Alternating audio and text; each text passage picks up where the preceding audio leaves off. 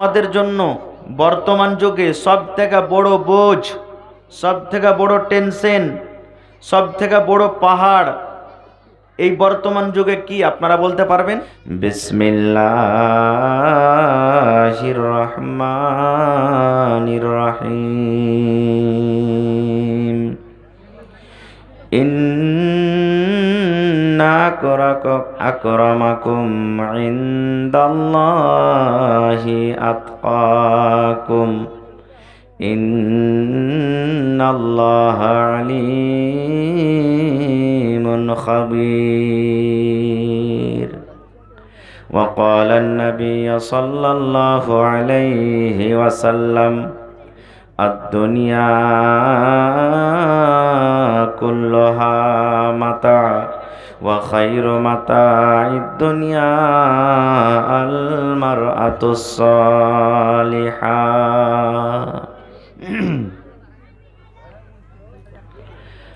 আজ মন মন চঞ্চল রে ভাই, ঝরে দুটি আঁখি,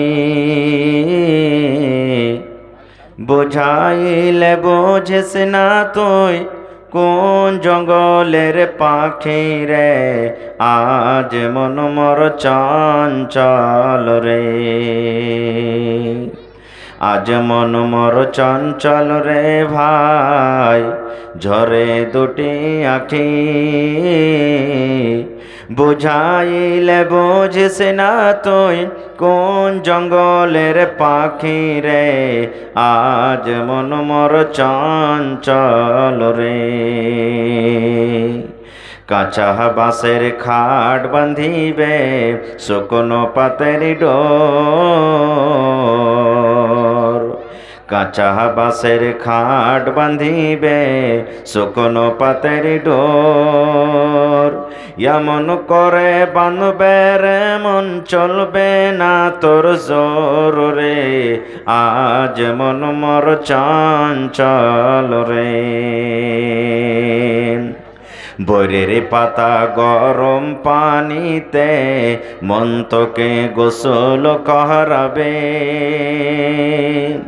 বরের পাতায় গরম পানি মন তোকে গোসল করাবে।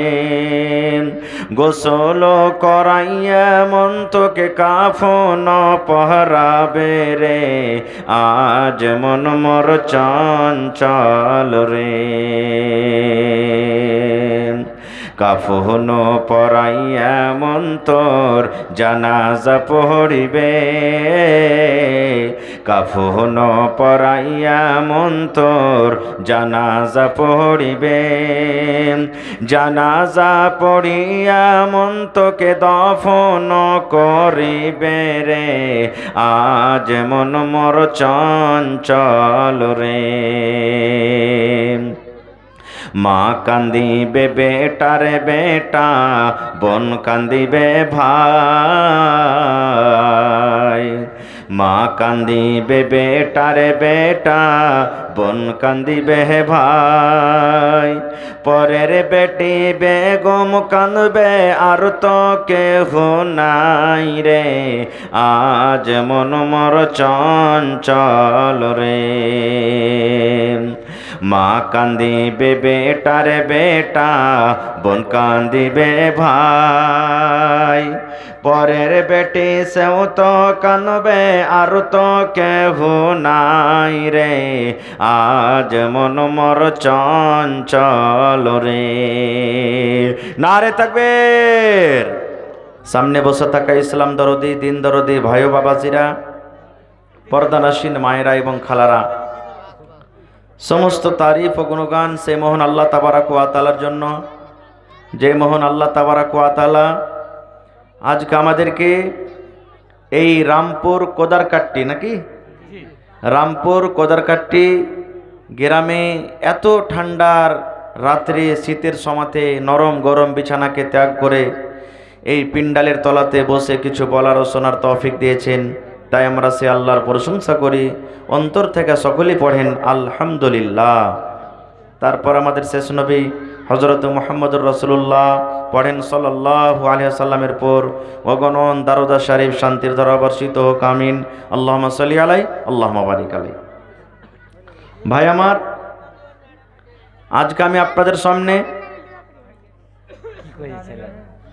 আচ্ছা দাদের নামে দোয়া করছি, লেখা রাখেন। কোরআন মাজিদ থেকে একটি আয়াত তেলাওয়াত করেছি এবং আল্লাহর নবী মুহাম্মদ সাল্লাল্লাহু আলাইহি সাল্লামের একটি হাদিস পড়েছি। সে আয়াত এবং হাদিসটাকে সামনে রেখে আল্লাহর কাছে দোয়া করি, রব্বুল আলামিন আমি যা কিছু বলবো যেন সই হাদিস এবং কোরআন থেকে বলতে পারি এবং তার প্রতি ছোট বড় সকলেই যেন আমরা আমল করতে পারি, তার জন্য আল্লাহ আমাদেরকে তৌফিক দেন, পড়ুন আল্লাহুম্মা আমিন। ভাই আমার, আপনাদেরকে ধন্যবাদ জানাই যে আপনারা এত ঠান্ডার সময়তেও বসে আছেন। আল্লাহ যেন আপনাদের বসাকে কবুল করে, পড়ুন আল্লাহুম্মা আমিন। ভাই মুসলমান, জমিনের ওপরে আকাশের তলাতে মানুষের জন্য মানে আমাদের জন্য বর্তমান যুগে সব থেকে বড় বোঝ, সব থেকে বড় টেনশন, সব থেকে বড় পাহাড় এই বর্তমান যুগে কি আপনারা বলতে পারবেন? উত্তর হয়ে গেছে বাম দিক থেকে। আমাদের জন্য পৃথিবীতে সব থেকে বড় বোঝ, সব থেকে বড় টেনশন, যে টেনশন নিয়ে রাতের বেলাতে কত বাবার কত মায়ের ঘুম আসে না, সেটা হলো আমার আপনার মেয়ে বেটি। ঠিক না বেঠিক? যে একটু ভালো করে শুনবেন মায়েরা, খালারা, মাছ টাছ শাক বাগুন কম করে বিক্রি করেন আপনারা। আজকে আপনাদেরই কথা বলবো। ভাই আমার, যার বাড়িতে দুটা তিনটা পাঁচটা বেটি আছে, চাহে ধনী হোক না কেন, জমি জায়গার মালিক হোক না কেন, তবু তার মাথাতে একটা টেনশন থাকছে, আল্লাহ আমি জামাই কেমন পাবো, কেমন করে আমি মেয়ের বিবাহ দিব, আল্লাহ কেমন করে আমার জামাইটার বাড়িতে আমার মেয়ে যাবে, এত টাকা আল্লাহ কেমন করে জোগাড় করব। এই যুগে যদি পাঁচটা কোনো লোকের মেয়ে আছে, কম করে 5 থেকে 15 লাখ টাকা জোগাড় করতে হবে তাকে, তাহলেই বিয়ে হবে নাকি? 5 থেকে 15 লাখ কম করে, বেশি তো আরো 20-25 চলে যাবে, কোনো ব্যাপার নাই। আর ভাইয়েরাও যার ধরেন 2টা 4টা 5টা বেটা হয়ে গেছে, ও তো মুচে খালি পাক দিছে আর বলছে যে পাবো তো একদিন, একদিন পাবো, টিকিট তো কেটেছি, পাবো একদিন ইনশাআল্লাহ। তো ভাই আমার, আজকে এই মেয়েদের দাম আছে কিনা, শরীয়তে কতটি ইজ্জত সম্মান দিয়েছে। ভাই আমার, আজ থেকে 1400-1450 বছর আগে আমার আপনার নবী যেই জায়গাতে জন্ম নিয়েছেন, সেই জায়গাটার নাম হলো মক্কা। ওই মক্কা নগরে যখন কোনো বাড়িতে কোনো মেয়ে জন্মগ্রহণ হতো, মেয়ে যখন বাড়িতে পয়দা নিত, তখন ওই মেয়ের বাবার মুখখানটা কালো হয়ে যেত। বাবা চিন্তা ভাবা করতো, আল্লাহ কেন তুমি আমাকে মেয়ে দিয়েছো, আল্লাহ কেন তুমি বেটা দেওনি। এই আল্লাহ, মানে ওই জামানাতে বাড়িতে যদি বেটির জন্ম নিত তো ওটা আয়ব মনে হইতো, ওইটা আয়ব মনে হইতো। আল্লাহ কেন তুমি আমাকে মেয়ে দিয়েছো, বেটি দিয়েছো, আল্লাহ বেটা কেন দেওনি। তারা কি করত জানেন? ওই বেটিকে সুবহানাল্লাহ জমিনে জিন্দা দফন করে দিত। পড়েন সুবহানাল্লাহ, জিন্দা জমিনে দফন করে দিত। ইনা থাকবে আর না আমাকে বিয়ে দিতে হবে, আর না আমাকে লোককে জামাই বলতে হবে, আর না আমাকে কেউ শ্বশুর বলবে। শুধু তা নয়, কোনো যদি স্ত্রী জাতির স্বামী মারা যেত, কোনো মহিলার যদি পুরুষ মারা যেত, ওই নারীকে জিন্দা জীবিত আগুন জ্বালিয়ে তাকে পুড়িয়ে দেওয়া হতো। সুবহানাল্লাহ। শুধু তা নয়, কোনো মেয়ে ছেলে, কোনো নারীর যখন হাইজ হইতো, মাসিক হইতো, লেখা রাখেন ভাই, ইনশাল্লাহ পরে দোয়া করছি। মা খালারকে দাম তো এতক্ষণে আসবে, এই আসতে শুরু হয়েছে, লেখা রাখেন মৌলানা, আমি পরে দোয়া করে দিচ্ছি। হ্যাঁ, ওমন দিয়ে যান ভাই, ওমন দিয়ে। দুটা লোক ডাকেন, ইমতিয়াজ মেম্বার আর মেসার আলী, মানে ইমতিয়াজ মেম্বার আর মেসার আলী সাহেব। হ্যাঁ, আপনারা থাকলে স্টেজে আসবেন ভাই। দান তো লিব আপনাদের, আমাকে আধ ঘন্টা কিছু বলতে দেন ইনশাআল্লাহ। আপনারা একটু আধ ঘন্টা বসেন, আমাকে কিছু বলতে দেন, তারপর ইনশাআল্লাহ আপনারা দান নেব। শুধু তা নয়, ওই জামানাতে যদি কোনো মহিলাদের হাইজ হয়তো, হাইজ বোঝেন তো আলহামদুলিল্লাহ, মাসিক হয়তো, তারকে পুরুষরা কি বলতো জানেন? স্ত্রীকে বলতো, এই যেদিন তুই নাপাক হয়ে থাকবি আমার বিছানে আসবি না, তুই এই যেদিন তুই নাপাক হয়ে থাকবি আমার জন্য খানা পিনা করবি না, ভাত রুটি কিচ্ছু করবি না, তুই নাপাক হয়ে আছিস, বিছানা তো আসবি না, আসবি না, তোর হাতটাও নাপাক, তুই আমাকে পানিও এনে দিবি না খো, এই তুই আমার কাপড় ছুবি না, আমার কাপড় তুই সাফ করবি না খো। এত তাকে নম্রা খারাপ মনে করতে হতো যে তুই বিছানাটা আলাদা করে থাক, তুই বিছানাটা আলাদা করে রাখ, তোর মতো স্ত্রী আমার বিছানায় যেন না আসে 3 দিন 4 দিন 5 দিন 7 দিন যেদিন তুই নাপাক হয়ে থাকবি। এবার নবীজি যখন খবরটা শুনলেন যে ইহুদিরা যখন ওকে স্ত্রীর যখন হাইজ মাসিক হয় তখন ওরা বিছানাটাকে আলাদা করে দেয়, ওর হাতের খাই না, ওকে ছয় না, ওকে লাড়ে না, ওর খানা পিনা কিছু বানা খাই না। যখন এরকম ভাবে শুনলেন তখন রাসূল কি বললেন জানেন?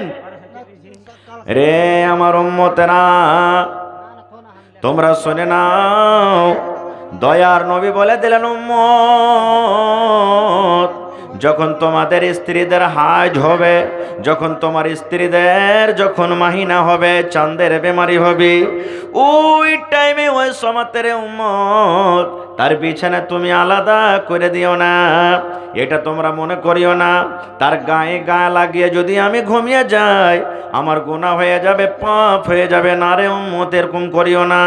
তোমার স্ত্রীর হাইজ হয়েছে, তোমার স্ত্রীর মাসিক হয়েছে, তোমার স্ত্রীর গায়ে গা লাগিয়ে তুমি ঘুমাইতে পাবে, তার সাথে গল্প করতে পাবে, তাকে তুমি চুমো খেতে পাবে, তার হাত ধরতে তুমি পাবে, গায়ে গা তোমার টচ হয়ে যাবে, তোমার কোনো গুনাহ হবে না, পাপ হবে না, তার রুটি বানা তুমি খেতে পাবে, ভাত বানা তুমি খেতে পাবে, তোমার কাপড় সাফ করবে, এতে কোনো হরজ নাই, এতে কোনো অসুবিধা নাই, নোকসান নাই।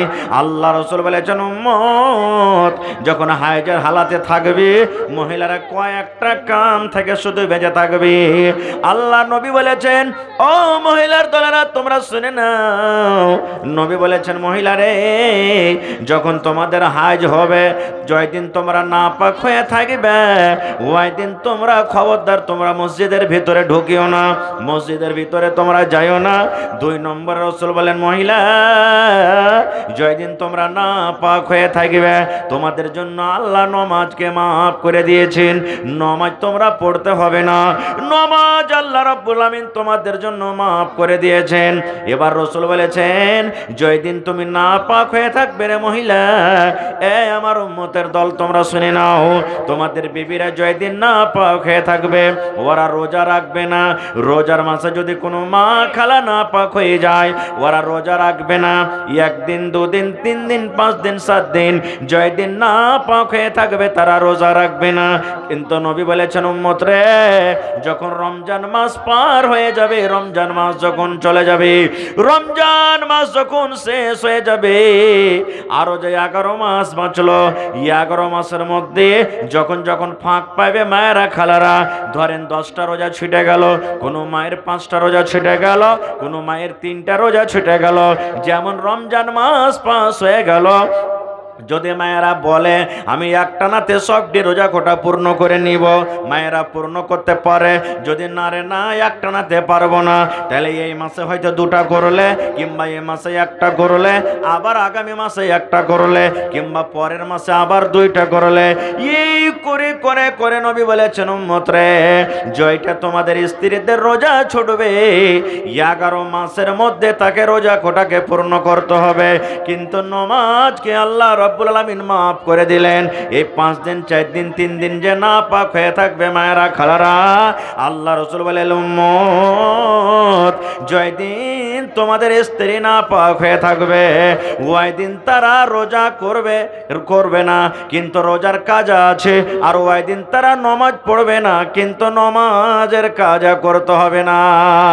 তারপর রাসূল বলেছেন উম্মত রে ইয়াকে বিছানে তোমরা ঘুমাইতে পাবে, রাসূল বলেছেন একটাই তুমি কাজ করতে পাবে না তোমার বিবির সাথে, একটাই কাজ থেকে তোমাকে বেঁচে থাকতে হবে, যতদিন তোমার স্ত্রী সাফ না হবে, যতদিন তোমার স্ত্রী স্ত্রী পাক না হবে, একটা কাজ তোমাকে করতে হবে না।